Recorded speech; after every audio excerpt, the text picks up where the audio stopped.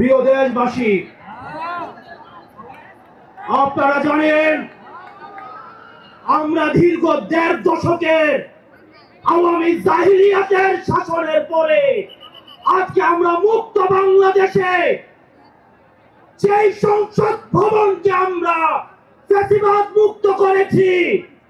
সেই সংসদ ভবনের সামনে আমরা গণতান্ত্রিক প্রক্রিয়ায় সেই সংসদ ভবনে যাওয়ার জন্য আজকে আমরা মানিক মিয়া এভিনিউতে এসে দাঁড়িয়েছি।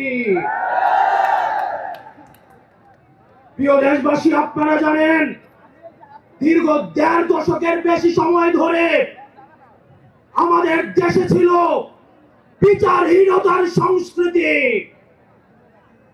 লগি বৈঠা থেকে শুরু করে ২০০৯ সালে আমাদের দেশের যারা ডিফেন্স অফ ফার্স্ট লাইন পিডিআরদেরকে আপনারা দেখেছেন কিভাবে ভারতীয় আগ্রাসনের মধ্য দিয়ে হত্যা করা হয়েছে।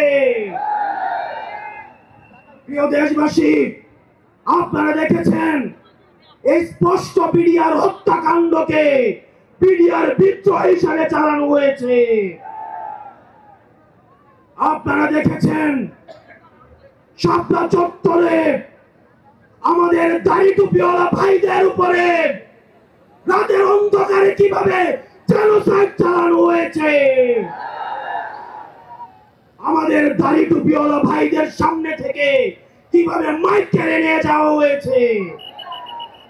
প্রিয় দেশবাসী, আপনারা দেখেছেন বাংলাদেশে কিভাবে রাতের ভোট, কিভাবে দিনের ভোট রাতে চালু করার সংস্কৃতি চালু হয়েছে, দামি ইলেকশন চালু করা হয়েছে।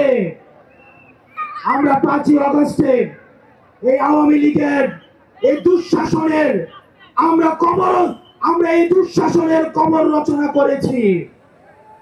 আমরা বলতে চাই এই গণভবনে কে যাবে সেটি নির্ধারিত হবে বাংলাদেশ থেকে, ভারত থেকে সেটি নির্ধারিত হবে না। আমরা স্পষ্ট করে বলতে চাই এই সংসদে কে যাবে সেটি নির্ধারণ করবে বাংলাদেশের খেটে খাওয়া জনতা।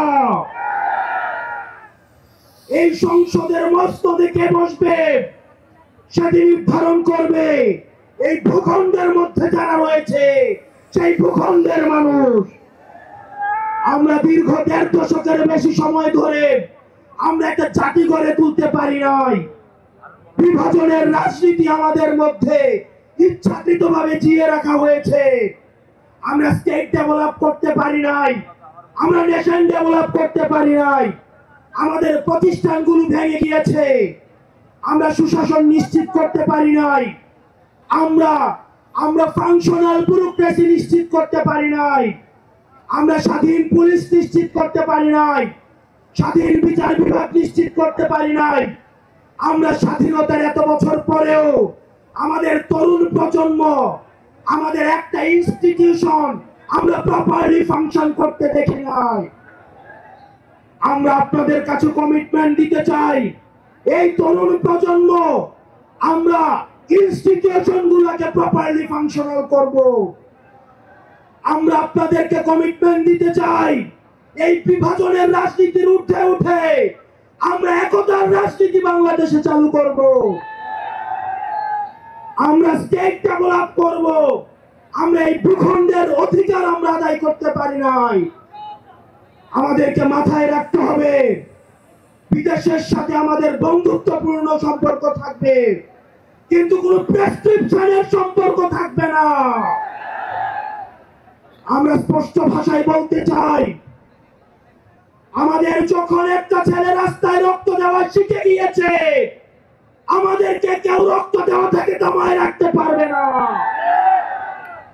সুতরাং আমরা স্পষ্ট ভাষায় বলতে চাই আমাদের প্রবীণ রাজনীতিবিদ যারা রয়েছে তাদের অভিজ্ঞতা এবং তরুণদের তেজদীপ্ত এবং অকুত ভয় যে নেচার রয়েছে সেটার মিথস্ক্রিয়ায় আমরা পরবর্তী বাংলাদেশ বিনির্মাণ করব।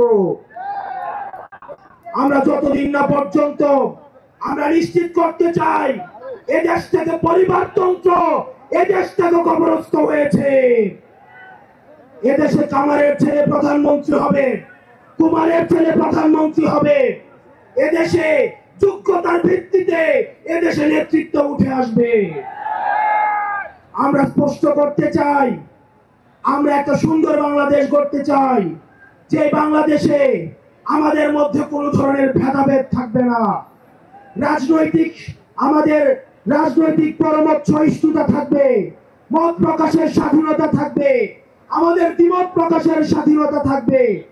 আমরা একটা সমৃদ্ধ বাংলাদেশ গঠন করার জন্য আমরা আপনাদের কাছে কমিটমেন্ট দিচ্ছি, আমরা প্রতিজ্ঞা করছি। এই প্রতিজ্ঞার সাথে কারা কারা একমত রয়েছেন? ও ইনকিলাব জিন্দাবাদ,